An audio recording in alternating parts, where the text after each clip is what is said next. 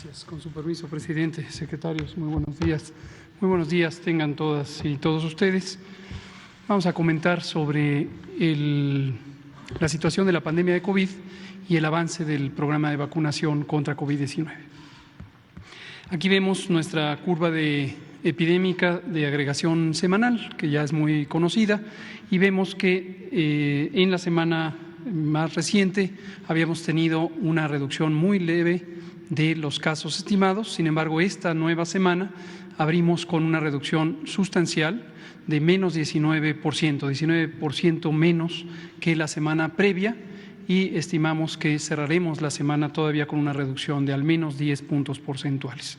Esto, desde luego, como lo hemos venido destacando desde fines de octubre, se vigila todos los días es muy importante que la información se actualice y por eso lo publicamos diariamente, para que las expectativas sean cercanas a la información en tiempo real.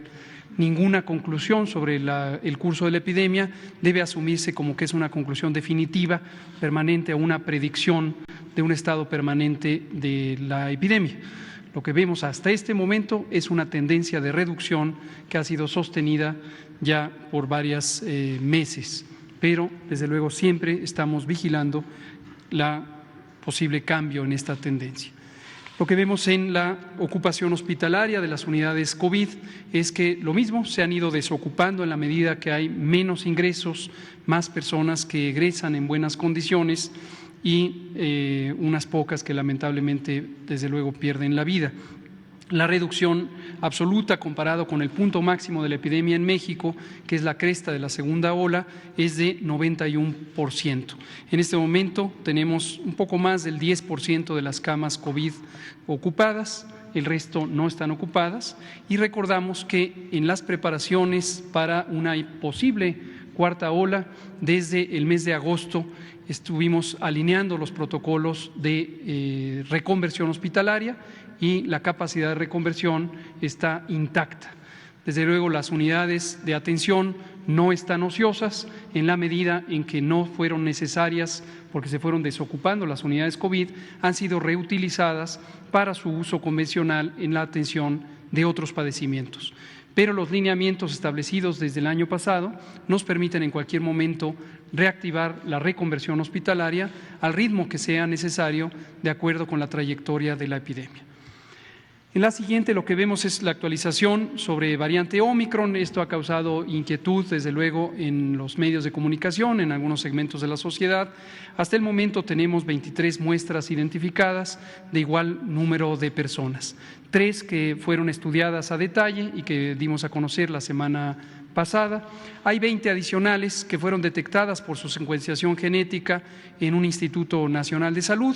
Este instituto todavía no ha completado lo que está obligado a hacer, que es informar al Sistema Nacional de Vigilancia Epidemiológica.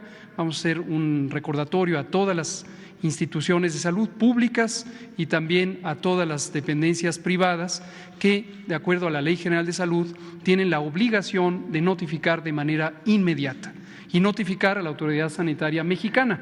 Es muy útil también que compartan información sobre las secuencias genéticas en plataformas globales, pero el incumplir con la notificación hacia el Gobierno de México es una falta importante.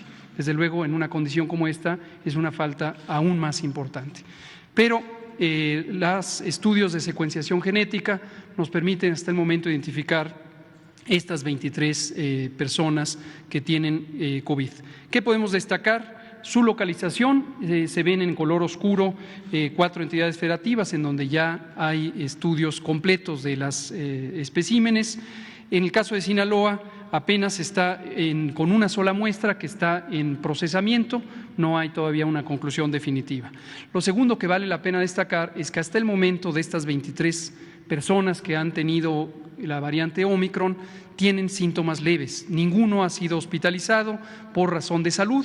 El único fue el caso inicial que anunciamos hace un par de semanas, que se hospitalizó de manera voluntaria para prevenir contagios. No contagió a ninguno de sus contactos cercanos.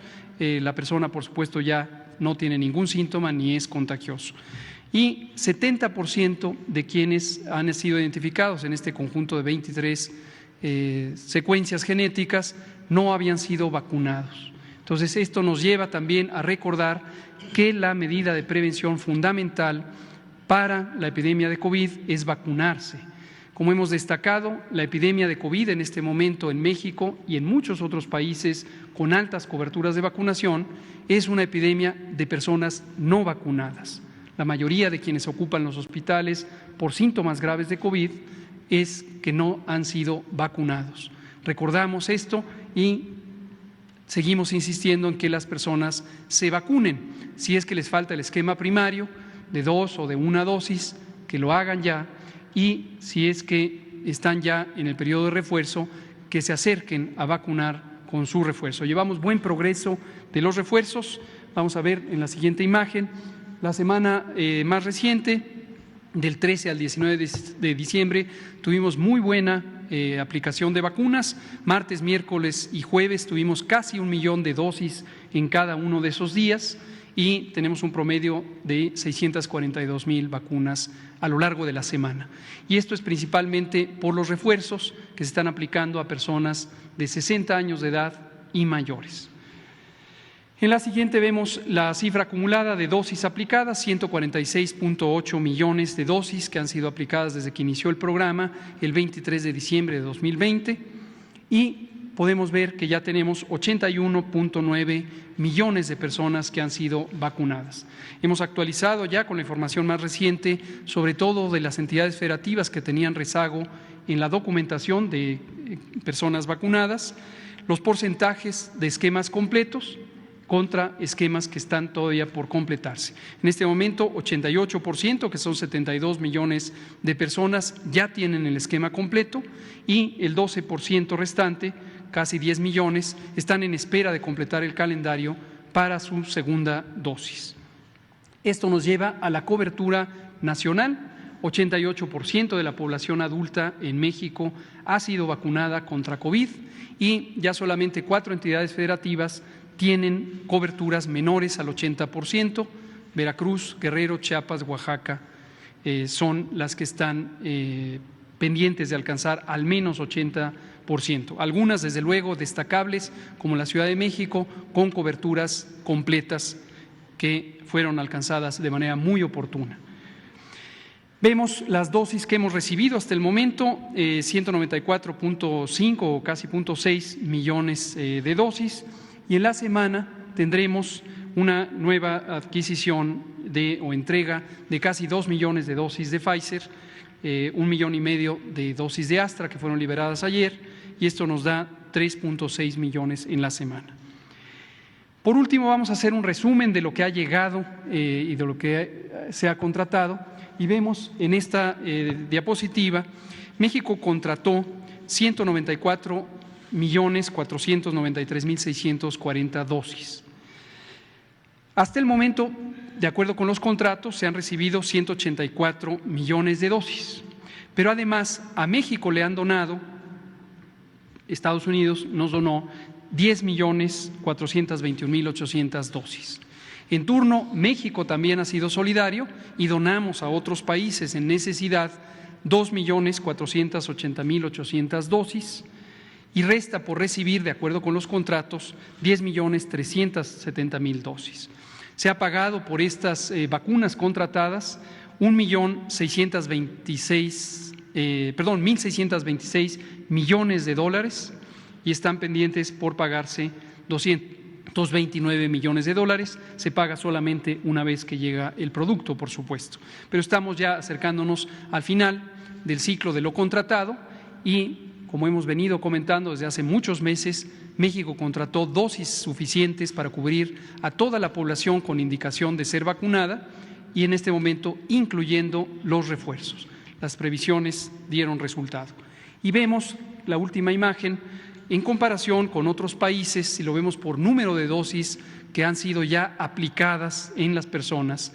México ocupa el lugar número 7 de todo el mundo en cuanto al número de dosis aplicadas. Ahí se ve esta tabla, estos son datos públicos que recaba tanto la Organización Mundial de la Salud como distintos portales de integración de información. Esto es todo. Muchas gracias.